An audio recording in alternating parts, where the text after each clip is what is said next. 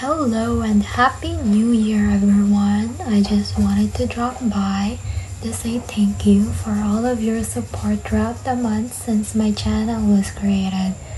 It's almost been like 2 years and this community has been a great part of my life. Especially everyone, has been so kind and supportive. So I just wanted to thank you for all of your love, support, and encouragement over the months that we've known each other. To my old and new subscribers, I'm really grateful for all of you. This 2023, we all must look forward to and strive for a better and more enriching year ahead. Thank you for your patience. I hope you enjoyed the video.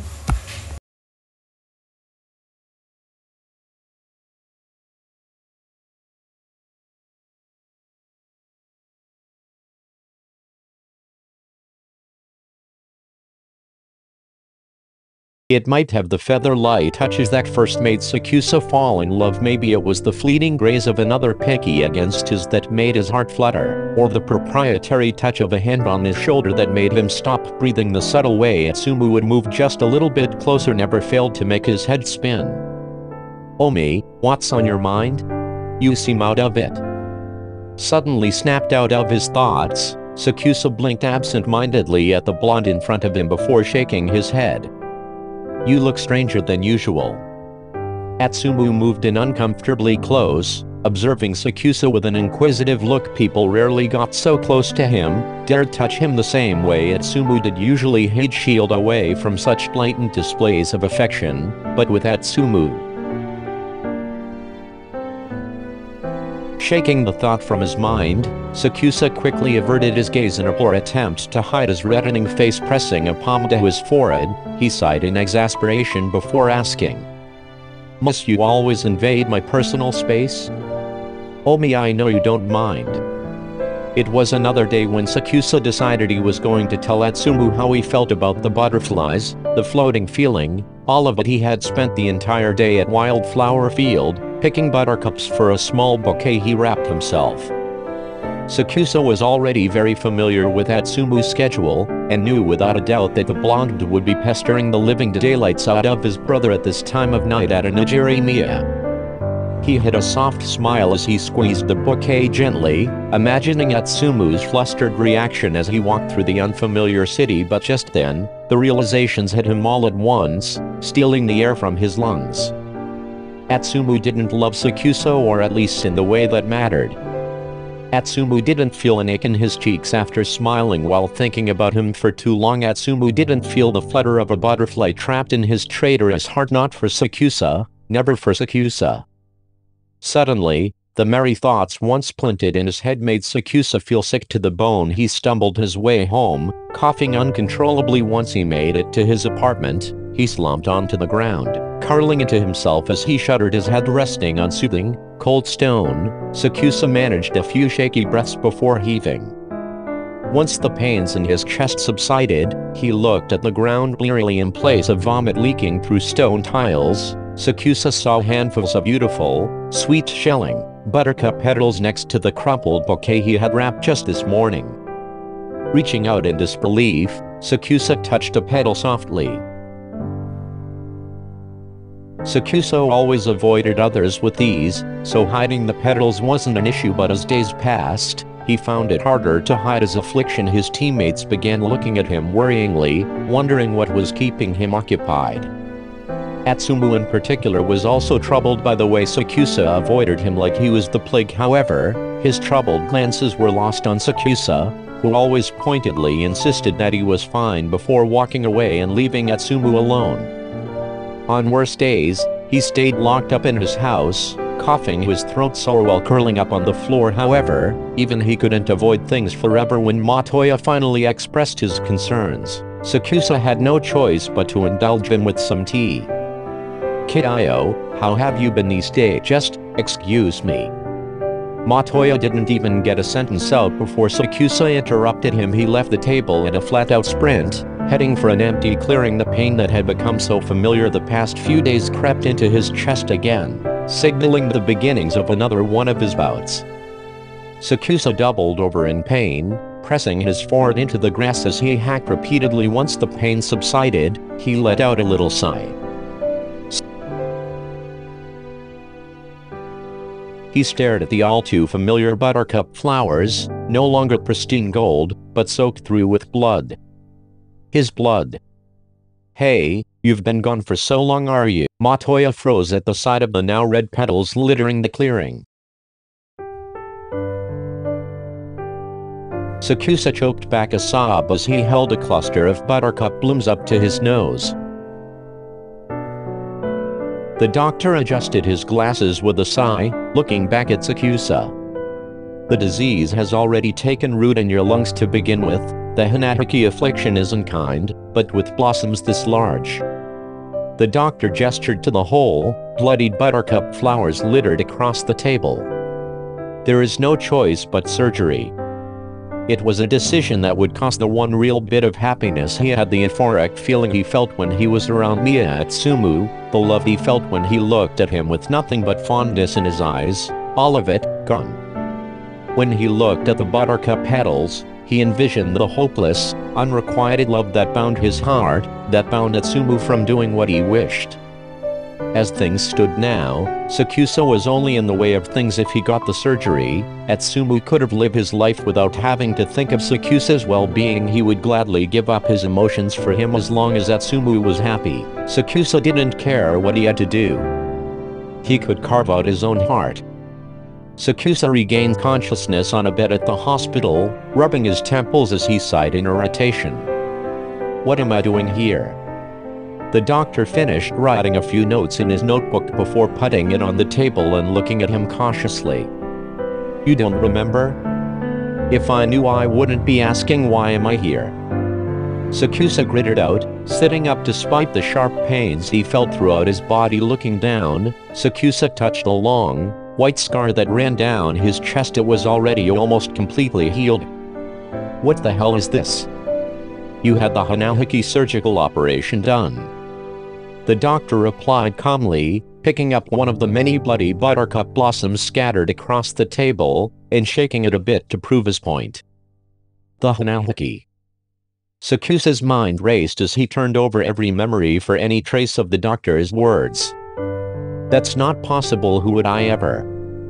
"What's going on? Kiddo, you're awake? How are you feeling?"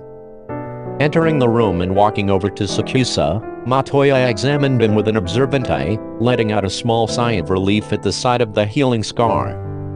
"I'm glad everything went well. Komori-san, I was about to call you. I've never had this happen before, but Sakusa-san has lost his memories along with his unrequited love. He doesn't remember anything about the hanahaki disease. Quite the exceptional case." The doctor listed off, continuing to take notes of his findings in his notebook. "I've never had it happen to any patients before, but there's no doubt." You don't remember Atsumu?" Matoya looked at Sakusa in disbelief. "Atsumu, the Mia twin people always talk about? I don't recall ever seeing or meeting him personally." "You first talked to him in high school. At the All Japan training camp. Where you said he was the most annoying person you've ever met, but you guys played together the whole time. You even let him call you a nickname. You two were close like that. Do you really not remember anything?" "But Matoya," Sakusa said, blinking slowly in confusion. "That was you." It is likely that the operation changed his memories alongside the emotions. Perhaps they were too painful to bear, or perhaps it wasn't possible to erase the emotions without taking the memories with them. The doctor's words rang in head as he wandered around, kicking pebbles out of his path. How was it possible? He was certain that the one who he was close with at training camp was Matoya from the beginning. It was always his cousin, who he kept close, and the only one who didn't avoid him no matter how closed off he may seem. There was no one else, so why? Why did he feel so empty? The question had no real answer, at least not one that Sakusa could come up with. What possessed him to leave the comforts of his apartment tonight?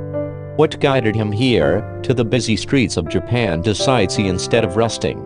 Why did he choose this spot in particular to stop and look at the sea? There was nothing of note around, only swaying reeds and a soft breeze. The corpse of the moon was high in the sky, watching him from afar. Sakusa stopped at a stone ledge, looking out towards the sea. The scenery was oddly familiar, almost heart-wrenching. It was as though he had come here many times with someone, yet Sakusa could not recall visiting this place. All his memory could muster was a faint image of a blonde. Sakusa hissed as a sharp pain pulsed through his head. No, that's not right, or was it? He was not close with any blondes, close enough that he would let them sit next to him and invade his space so recklessly. It doesn't make sense. It didn't make sense at all. So Sakusa closed his eyes and breathed deep and slow, and out he extended his senses, seeking comfort from Japan's environment. Home, the whistling of the wind, the sound of waves lapping at the shore, the smell of salt, the earthy smell of fertile soil, the sound of footsteps. Who's there? Oh me. You disappeared so fast that I couldn't catch up. Somehow I haven't seen you in a while. Sakusa whipped his head around, holding back a hostile snarl as he took in unfamiliar, blonde hair and eyes of brightest hazel. As he searched that glowing gaze, Sakusa felt nothing but emptiness. When he was sure there was something there before, he was familiar, yet not lovely, yet not. Some part of him wanted to reach out and touch his face softly, but the other wanted to tear him apart. Was his heart singing or screaming? It was an uncomfortable, itching, and contradictory feeling. He did not like it, not one bit. Who are you?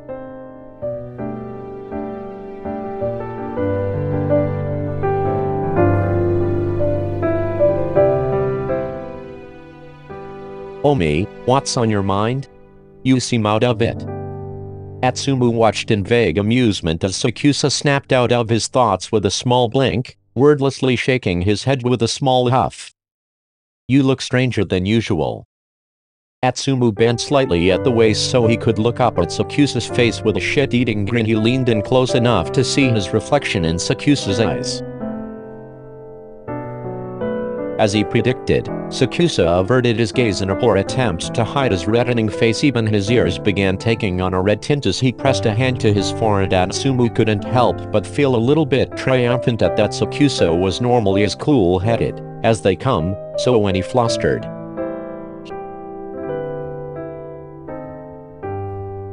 peeking out from under his hand, Sakusa huffed a small sigh. Must you always invade my personal space? Atsumu smiled brightly, his eyes crinkling into crescents. Oh me, I know you don't mind. Don't tell me you're going to whine again. Haven't you had enough? Samu, I'm serious, I swear. He's so cute, I like him so much. Unamused, his twin continued to wipe the counter. So you've been saying for the past few hours, when do you plan on actually telling him? Today. Tomorrow. I'll figure it out, I've got a hunch. Atsumu cheered, smacking his brother's shoulder. I have time, so I'll come up with the best confession Omi's ever gotten. I'm sure you will. Osamu said dryly with a small sigh. Whatever you choose to do, I'll wish you well. It's gotta be such a pain to see you rejected. Samu, you're such a little prick. Wonder where I got that from. Things didn't go as planned, not at all. Sakusa had been ignoring him for days now, opting for some excuse or another to leave. However, he couldn't hide his worsening condition from Atsumu's watchful eye. It was only by sheer luck that Atsumu managed to catch up to him in a nondescript clearing.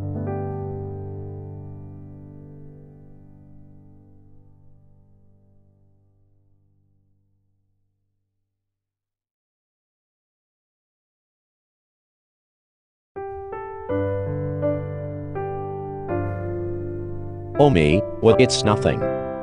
Sakusa replied shortly, not even bothering to give an excuse before walking away in a hurry and leaving Atsumu in the clearing with his mouth still wide open. It had been weeks since he had seen Sakusa. He was told that Sakusa took a seasonal break, which was already something disbelieving in itself. No matter where he went, Atsumu couldn't find a single strand of Sakusa Koyumi. But it was okay because if there was something truly wrong, he would have come out to say it ages ago. He wanted time to himself. Atsumu could respect that, would respect that, because Sakusa would do the very same thing for him. and yet he still found himself wandering in the cold streets of Japan. There was no reason for him to be in here this late, however, maybe something had called him here.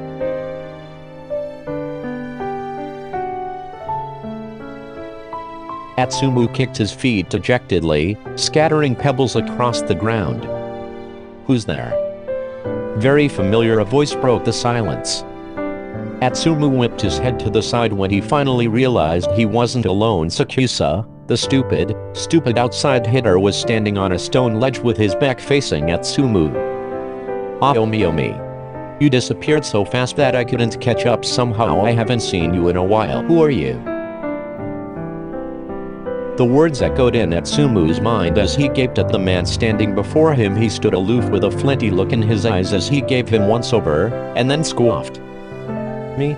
Oh me, it's me. What do you mean, who are you? Quit playing."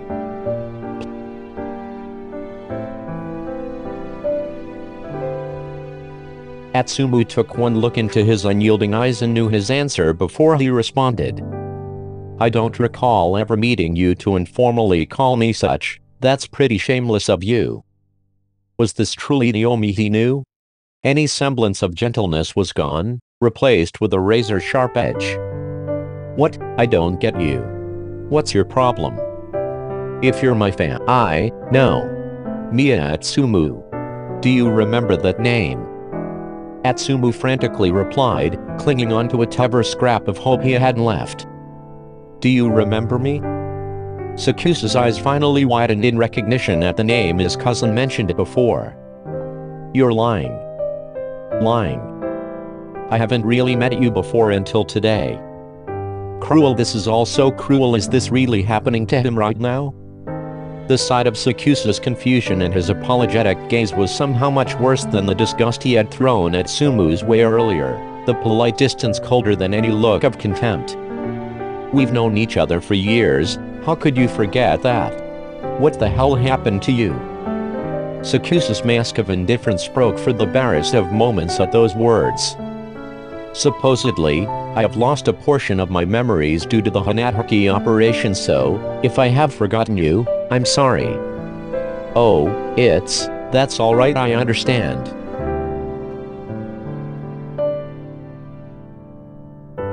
Hesitantly, Atsumu reached up to touch his face normally. Sakusa would tense up, click his tongue but lean into the touch, albeit a bit shyly, before closing his eyes in quiet contentment. But now, Sakusa flinched at the rejection. He had rejected him, even if he didn't intend to. Sakusa was standing right in front of him, yet the one Atsumu knew was gone. But maybe he had known that when Sakusa first looked at him with those unfeeling eyes. So Atsumu didn't stop Sakusa when he politely excused himself with the reason that he must return to his apartment. He only watched him leave until he was little more than a speck on the horizon. If Atsumu only he had been there sooner, if he had pushed a bit more, said a bit more, maybe this wouldn't have happened. Maybe Sakusa would have been looking at him with warmth and familiarity in his eyes. A burn rose in the back of Atsumu's throat, sending him into a racking fit of coughs. He fell to his knees, clutching his chest as he felt something slide past his throat, heaving. Atsumu looked down in shock for a long moment, eyes unfocused and mouth hanging open, holding back a choked sob as he clenched the carnation petals with a clenched fist.